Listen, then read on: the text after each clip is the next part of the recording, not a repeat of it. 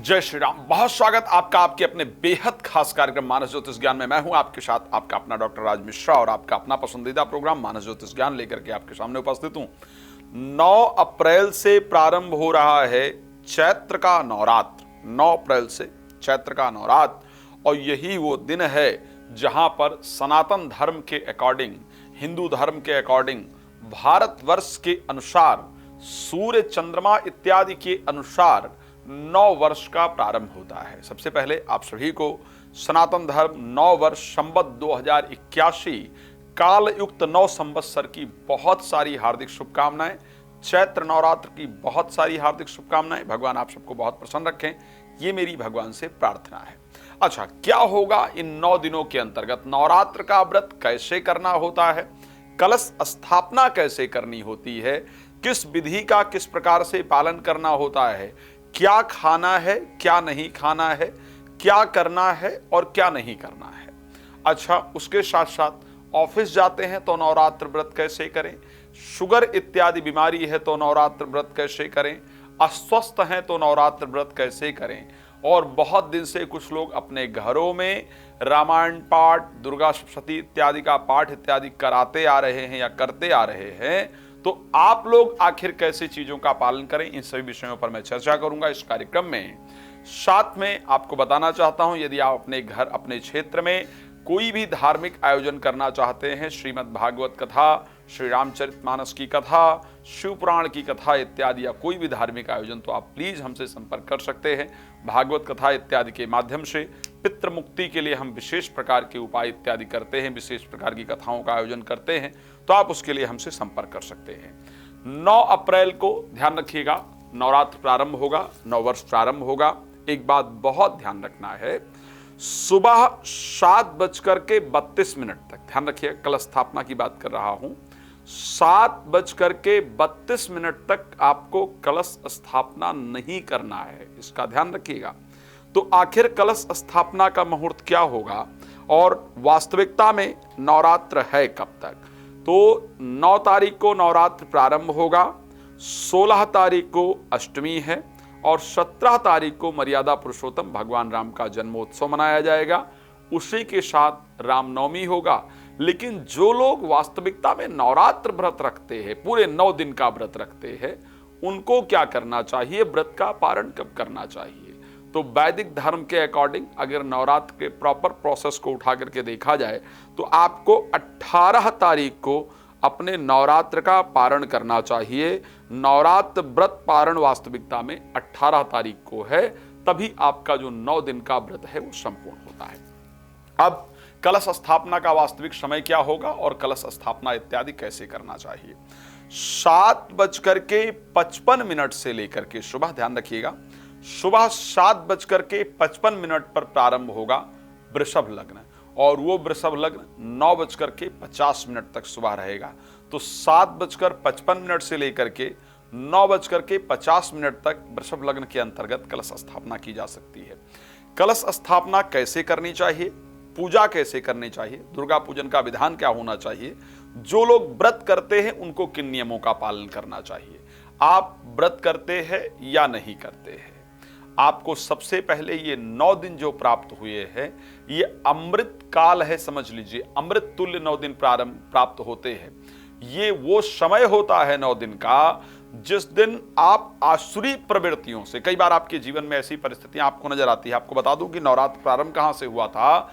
नवरात्र में सबसे पहले रामायण युद्ध काल में, त्रेता युग के अंतर्गत, भगवान राम ने 9 दिन तक आदिशक्ति की आराधना करके नवरात्र का प्रारंभ किया था। आप सब लोगों ने शायद उस कथा को कहीं ना कहीं सुना होगा, जहां पर एक दिन ऐसा आता है जब भगवान राम को लगता है कि रावण से युद्ध करते करते इतने हताश हो जाते हैं, परेशान हो जाते हैं कि रावण अकेला युद्ध नहीं कर रहा था, रावण ने कुछ ऐसी शक्तियों को अर्जित कर लिया था जो उसके आदि शक्ति उसके साथ युद्ध आकर के करती। साधारण तो था नहीं, बहुत तपस्वी था, बहुत उसने मेहनत किया और 9 शक्तियों को अपने साथ उसने सम्मिलित कर लिया, और वो शक्तियां वास्तविकता में रावण के लिए लड़ रही थी। आपके और हमारे जीवन में भी ऐसा होता है, आपके जीवन में भी ऐसा हो रहा है कि आप कार्य कर रहे हैं, जो दुष्ट लोग हैं, जो दुर्जन लोग हैं, आप जानते हैं कि ये कुछ नहीं करते हैं, सिर्फ चापलूसी करते हैं, सिर्फ षड्यंत्र करते हैं, और आप बिल्कुल सही काम कर रहे हैं या कर रही हैं, आप अपनी तरफ से कोई गलती नहीं कर रहे हैं, नहीं कर रही हैं, लेकिन वो जो चापलूसी करने वाले हैं, जो दुष्ट लोग हैं, वो आपका नुकसान कर पा रहे हैं, आपका नाम खराब कर पा रहे हैं, आपको नुकसान पहुंचा पा रहे हैं। आपको लगता है कि आखिर ऐसा क्या है, मैं सही रास्ते पर हूं, मैं सही प्रयास कर रहा हूं या कर रही हूं, लेकिन फिर भी जीत कौन लोग रहे हैं, जो शायद गलत चीजों के साथ हैं। देखिए, वैसे वो नहीं जीत रहे हैं, उसका रीजन आपको बता देता हूं। ये वही रावण और राम वाली परिस्थिति है। वो रावणत्व पे हैं, लेकिन क्यों जीत रहे हैं? पूर्व जन्म या इस जन्म में उन्होंने कुछ शक्तियों को अर्जित कर रखा है।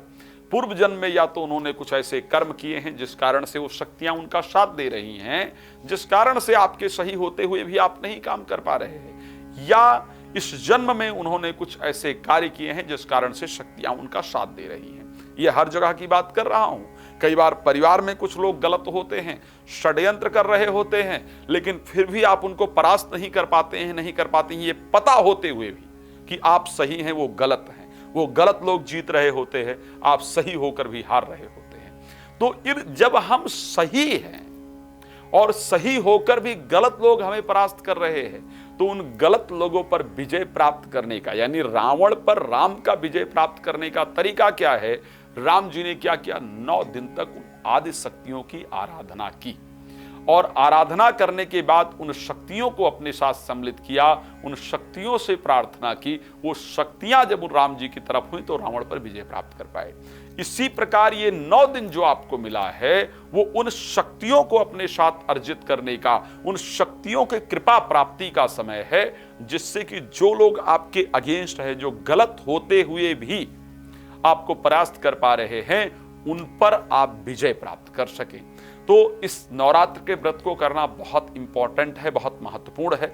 नहीं व्रत कर पाए तो 9 दिन तक पूजा करना बहुत महत्वपूर्ण है। हमारे जो चक्रास हैं हमारे, चाहे हम शुरू से चक्र को लेकर के देखें या सहस्त्रार चक्र तक हम लेकर के पहुंचे, जो हमारे चक्रास हैं उनको जागृत करने का समय है, अपने मस्तिष्क को क्लीन करने का समय है। ये 9 दिन का जो समय हमें प्राप्त होता है, 18 दिन, वैसे 4 नवरात्र होते हैं, लेकिन 2 नवरात्र हम विशेष रूप से पूजते हैं, चैत्र नवरात्र और शरदीय यानी अश्विन के नवरात्र।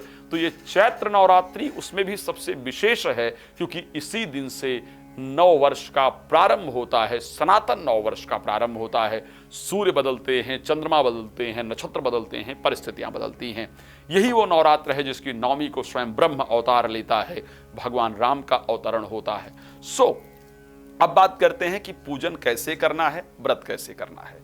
जो लोग व्रत कर रहे हैं, सबसे पहले मैं उनके लिए कुछ विधान बता रहा हूं। यहां पर व्रत करने वाले व्यक्ति को जनरली हमारे साथ क्या होता है कि कल अगर हमको व्रत रखना है तो आज रात को हम खूब भर भर के खाते हैं, खूब खाते हैं, और जो भी हमको उल्टा सीधा खाना है वो सब कुछ खाते हैं। कल से हम व्रत रखते हैं, ये कभी नहीं करना चाहिए, इसको ध्यान रखिएगा। अगर आपको एक दिन बाद व्रत रखना है तो एक दिन पहले ही आपको अपने बॉडी को क्लीन करना है, अपने मन को क्लीन करना है, अपने घर को क्लीन करना है। अगर आपके पेट में कुछ गलत भरा हुआ है और आप सोचें कि आप कल व्रत करेंगे तो उसका आपको लाभ प्राप्त नहीं होगा। एक बात ध्यान रखिएगा, मैं हमेशा अपने कार्यक्रमों में, अपनी कथाओं में, अपनी चीजों में कहता हूं कि आपका पूजन या आपका व्रत तब प्रारंभ नहीं होता है जब आप उसको शुरू कर देते हैं।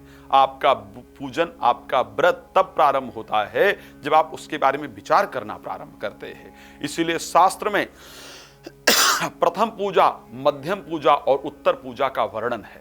तो जनरली प्रथम पूजा क्या है? जो हमारी तैयारी, जो हमारा विचार है, वो हमारी प्रथम पूजा है।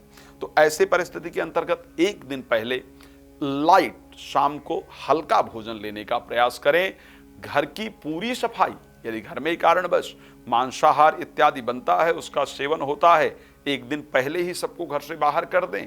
शराब इत्यादि अगर सेवन होता है, कोशिश करें बाहर कर दें। ना पॉसिबल हो तो उसको एक जगह रखकर जहां वो नजर भी ना पड़े, इस प्रकार की परिस्थिति में उसको करें। घर में गंगा जल का छींटा रात्रि को लगाना है। आदि शक्ति का स्मरण करके, देवी का स्मरण करके दुर्गा जी का रात्रि को शयन करना। हे देवी, हमको कृपा प्रदान करें ताकि हम श्रद्धा से कल से आपका व्रत प्रारंभ कर पाएं। अब जब व्रत प्रारंभ करेंगे तो वहां पर क्या करना है कि सुबह उठ करके जल्दी उठने का प्रयास करें। बिफोर सनराइज यानी सूर्य उदय से पहले आपको उठने का प्रयास करना है। उठ करके प्रसन्नता से देवी का स्मरण करते हुए कि हे देवी, आज से मैं आपके व्रत का संकल्प ले रहा हूं, ले रही हूं, अपनी कृपा हमको प्रदान करें। इस प्रकार का सुंदर संकल्प लेकर के सुबह उठें, प्रसन्नता पूर्वक उठें, मुस्कुराते हुए उठें, नहाएं इत्यादि। नहा करके देवी का स्मरण मन में चलता रहे, देवी का नाम मन के अंदर चलता रहे, उनके स्वरूप का चिंतन आपके मन के अंदर चलता रहे। इस प्रकार से देवी का स्मरण करते हुए स्नान इत्यादि करें। फिर सुंदर घर के ईशान स्नान इत्यादि करके देवी का स्मरण करते हुए क्रोध बिल्कुल ना करें। ध्यान रखें, चाहे कोई गलत कर भी रहा है, बेटा है, बेटी है, पति है, पत्नी है, भाई है, बहन है, क्रोध नहीं, कोशिश करें मुस्कुरा करके जवाब दें कि मुस्कुराहट वाली परिस्थिति पर परमात्मा रीझ जाते हैं, देवी रीझ जाती हैं। सो मुस्कुरा करके आंसर करें, जवाब दें। फिर घर के ईशान कोण में सुंदर चौकी लगाएं, चौकी पर लाल कपड़ा बिछाएं और लाल कपड़ा बिछा करके देवी की कोई मूर्ति इत्यादि, कोई फोटो इत्यादि है तो उसको स्थापित करें और पूजन में ध्यान रखें। जब देवी को स्थापित करें तो पहले उनको जल का छींटा लगाएं। देवी को स्थापित कर दिया, उनको जल का छींटा लगाएं। जल का छींटा लगाने के बाद चुन्नी, वस्त्र इत्यादि जो भी लाए हैं उसको चढ़ाएं। फिर उनको सुंदर तिलक आपको लगाना है। तिलक लगाने के बाद पुष्प और चावल चढ़ाना है या पुष्प की माला श्रद्धा से अर्पण करनी है। फिर जो भी भोग, अगर संभव हो तो भोग घर में बनाएं, इसको ध्यान रखिएगा। खीर बनाएं, हलवा बनाएं, जो भी बना सकते हैं उसको बनाएं। अगर नहीं संभव है तो ही प्रसाद बाहर से मिष्ठान लेकर के आएं, देवी को मिष्ठान अर्पण करें और उसके साथ फ्रूट श्रद्धा से अर्पण करें। फ्रूट और प्रसाद अर्पण करने के बाद तांबूल, एक पान के ऊपर एक सुपारी रखकर, एक लौंग रखकर, एक इलायची रखकर उसका जोड़ा बना करके देवी को श्रद्धा से अर्पण करें। कुछ दक्षिणा भी अर्पण करें। अच्छा, अगर आप खेतरी बीजते हैं या आप कहीं पर खेतरी इत्यादि बीजते हैं या कलश स्थापना करते हैं तो कलश में क्या करना है हमको, कलश कभी खाली स्थान पर नहीं रखना चाहिए। उसके नीचे फूल चावल डाल करके, मोली बांध करके कलश के अंदर स्वास्तिक पूरी तरह से अंकित करके कलश के अंदर हल्दी, अक्षत, पुष्प और चावल और कुछ दक्षिणा, कुछ सिक्का इत्यादि उसके अंदर डाल करके नारियल पर 5 बार मोली लपेट करके या चुन्नी उसके ऊपर लपेट करके खड़ा नारियल उठा करके आपको रखना है। आम का पत्ते का जो पल्लो लगाना है कलश के अंदर या फिर अशोक के पत्ते का कलश बना सकते हैं। यदि कोई विशेष मनोकामना है तो 5 प्रकार के पत्तों को लगाना चाहिए। पीपल, बरगद, आम, गूलर और अशोका, 5 पल्लों का प्रयोग करते हुए कलश को करें। इस प्रकार घर में पूजन करें। पूजन करते हुए मन के अंदर ये संकल्प लें कि हे आदिशक्ति, हम पर कृपा प्रदान करें, हमारा ये व्रत, हमारा ये पूजन सफल हो। और 9 दिन तक प्रतिदिन अगर अखंड ज्योति भी प्रज्वलित करते हैं। अच्छा, खेतरी बीजते हैं उनके लिए बता दूं मैं, खेतरी में क्या करना है, जौ एक दिन पहले ही भिगो देना है ना। जैसे 9 तारीख को नवरात्र प्रारंभ है, 8 को ही भिगो देना है आपको। जौ भिगोने के बाद अगले दिन क्या करना है, उस जौ को निकाल करके मिट्टी और रेत दोनों शकोरे में मिक्स करके मिट्टी और रेत दोनों के अंतर्गत उस जौ को बीज देना है। उस पर थोड़ा फूल चावल डाल देना है और प्रार्थना करनी है कि जो आदिशक्ति की 64 योगिनियां हैं वो यहां पर आकर के विराजमान हो। आपका आवाहन हम इसके अंदर करते हैं तो श्रद्धा से वो शकोरा उठा करके रख दें, जौ बीज करके रख देंगे। कलश ध्यान रखिएगा, आदिशक्ति के दाहिनी तरफ कलश उसके ऊपर रखा जा सकता है। जो आपने शकोरा जो जौ बीजा है, खेतरी के ऊपर कलश रखा जा सकता है। अगर उसके साथ नहीं रखना है तो लेफ्ट साइड में फिर खेतरी रखें। कलश नीचे भी रखा जा सकता है, उस पर भी रखा जा सकता है। तो इन दोनों प्रक्रिया का श्रद्धापूर्वक पालन करें। अखंड ज्योति यदि आप घर में 24 घंटे रह सकते हैं, ध्यान रखिएगा, अगर 24 घंटे आप घर में रह सकते हैं तो ही अखंड ज्योति आपको घर में जलाना है। अगर आप नहीं रह सकते हैं, आपको कहीं आना है, जाना है, तो ऐसी परिस्थिति में अखंड ज्योति घर के अंदर ना जलाएं। आसपास कोई मंदिर इत्यादि है तो वहां जाकर के दे आएं। इस प्रकार का काम आपको करना है। दूसरा प्रयास क्या करना है नवरात्र के अंतर्गत, ज्योति इस प्रकार से रखें कि वो बुझने ना पाए। लेकिन अगर कहीं कारणवश बुझ जाती है, कोई दिक्कत हो जाती है, किसी कारण से बुझ जाती है, तो उसके लिए कोई दोष नहीं, लेकिन घी इत्यादि ना कम होने पाए, इसका आपको विशेष रूप से ध्यान रखना है। तो इस प्रकार से आप नवरात्र व्रत के बारे में, नवरात्र का व्रत प्रारंभ करें। 8 अप्रैल की रात्रि से ही समझो व्रत पालन प्रारंभ हो जाएगा। और उसके साथ कोशिश ये करना है कि भाई 18 तारीख को व्रत का वारण किया जाए। बाकी कई जगह अष्टमी पूजी जाती है, तो अष्टमी आप पूछ सकते हैं। व्रत उस दिन वैसे नहीं खोलना चाहिए, बट यदि आप हमेशा से खोलते आए हैं तो उसमें मेरा किसी प्रकार से कोई विरोध नहीं है, इसको ध्यान रखिएगा। हम 9 दिन तक श्री रामचरितमानस का नवाह पारायण या अखंड पाठ अपने मंदिर के अंदर आयोजन करते हैं। 9 दिन तक दुर्गा सप्तशती का सुंदर पाठ संस्था के अंतर्गत आपके लिए होता है। नवरात्रों में विशेष यज्ञ और पूजन का आयोजन किया जाता है। तो यदि आप चाहते हैं उसमें अपनी भागीदारी, सम्मिलित होना चाहते हैं या अपने परिवार का नाम लिखा करके उसका लाभ प्राप्त करना चाहते हैं, तो आप संस्था के माध्यम से संपर्क करके अपने और अपने परिवार के लिए दुर्गा पाठ, श्री रामचरितमानस पाठ, नवरात्र में यज्ञ, ग्रह शांति इत्यादि करा सकते हैं। और कोई भी आपको धार्मिक आयोजन अपने क्षेत्र में करना है, श्रीमद् भागवत कथा, राम कथा, शिव पुराण इत्यादि की कथा, तो आप हमें संपर्क कर सकते हैं। जुड़ने के लिए बहुत धन्यवाद। जय श्री राम।